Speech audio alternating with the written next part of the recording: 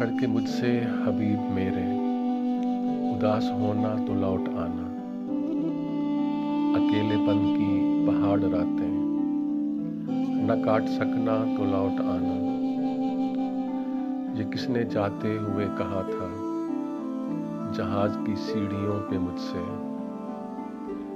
बसंत रुत की रफाकतों के खतूत पढ़ना तो लौट आना।